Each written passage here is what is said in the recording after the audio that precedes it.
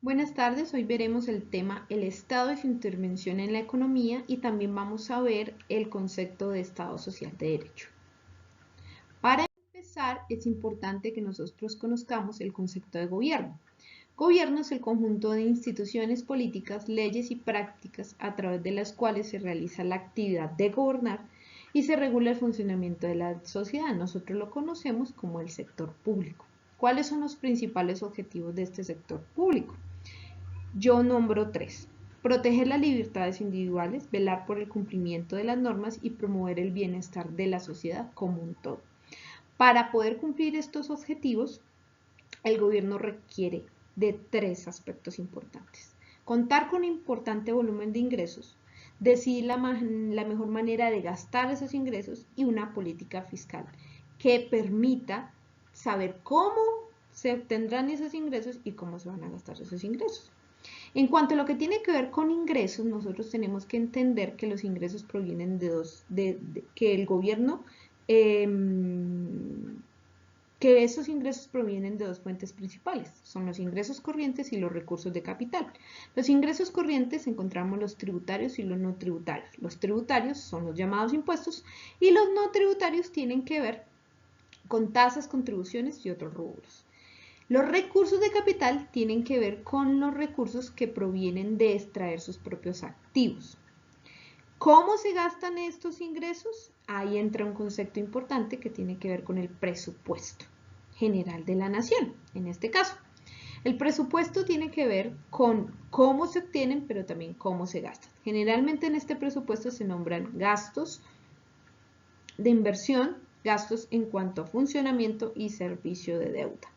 Y en cuanto a la política fiscal, son las decisiones que un gobierno toma de cómo va a obtener estos ingresos y cómo los va a gastar. Esto es muy importante, porque dependiendo de la política fiscal se va a afectar la economía. Nuestra economía se puede afectar dependiendo de las decisiones que tome el gobierno en cuanto a su política fiscal.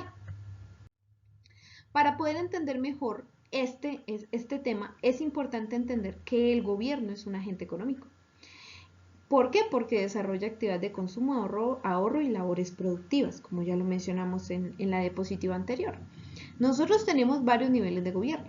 De acuerdo a sus responsabilidades y a su ámbito de influencia, se clasifican en tres. Gobierno local, gobierno regional y gobierno nacional. Entre el gobierno local encontramos a las alcaldías, gobierno regional a las gobernaciones y el gobierno nacional como su nombre lo indica, tiene que ver con todo el territorio de la nación. Las funciones de cada uno de estos niveles de gobierno son muy similares unas de las otras. En cuanto a la parte local, vemos que es planear el desarrollo municipal. El regional ya planea el desarrollo departamental y en la parte nacional ya formula las políticas generales de desarrollo económico y asignan los recursos de transferencias. Estos recursos de transferencia son importantes porque son los que tienen que ver con un sistema general de participaciones. Este sistema general de participaciones genera los recursos para los entes regionales o territoriales en aspectos tan importantes como educación, salud, cultura, entre otros. También vemos nosotros que en la parte local se efectúan inversiones de obras públicas locales. En cuanto a la parte regional, apoyan esas obras y pues obviamente la parte nacional garantiza el desarrollo de estas obras. También presta ayuda y presta servicios de educación y también presta servicios domiciliarios a la comunidad. Tenemos que tener en cuenta que los distintos niveles de gobierno tienen diferentes responsabilidades, pero tienen que ser complementarias unas con las otras.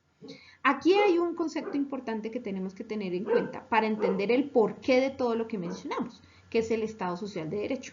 El Estado Social de Derecho es un concepto que surge a nivel mundial después de la Segunda Guerra Mundial. Cuando se dio esta transformación tan impresionante, los gobiernos, los estados, empezaron a revisar cómo gestionar los derechos fundamentales de sus poblaciones y surge este concepto.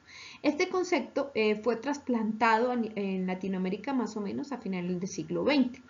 ¿Cuál es la característica de un Estado social de derecho? Que se caracteriza por el reconocimiento de derechos fundamentales y de orden colectivo. Esos derechos fundamentales tienen que tener en cuenta los derechos económicos, los derechos sociales y los derechos culturales, con una idea de propiedad privada y con una labor interventora del Estado en todos los niveles. Por eso yo aquí mencioné como ejes primordiales la igualdad y la libertad, velar por los derechos sociales, que el Estado es un Estado gestor y principios democráticos. Una de las características también de un Estado social de derecho es que promueve la igualdad de oportunidades para toda su población, da provisión de servicios públicos y de seguridad social. Nosotros antes de la Constitución de 1991 no teníamos un concepto tan claro de Estado social de derecho. A partir de la Constitución de 1991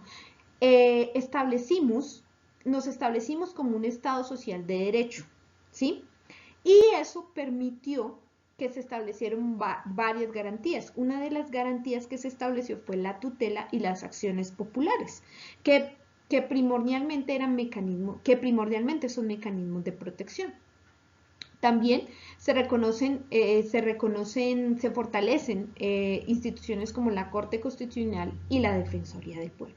Entonces, este concepto es muy importante para poder entender el fin primordial de un gobierno, que es satisfacer las necesidades de su pueblo y establecer y cumplir con la garantía de los derechos fundamentales del mismo. Muchísimas gracias por su atención.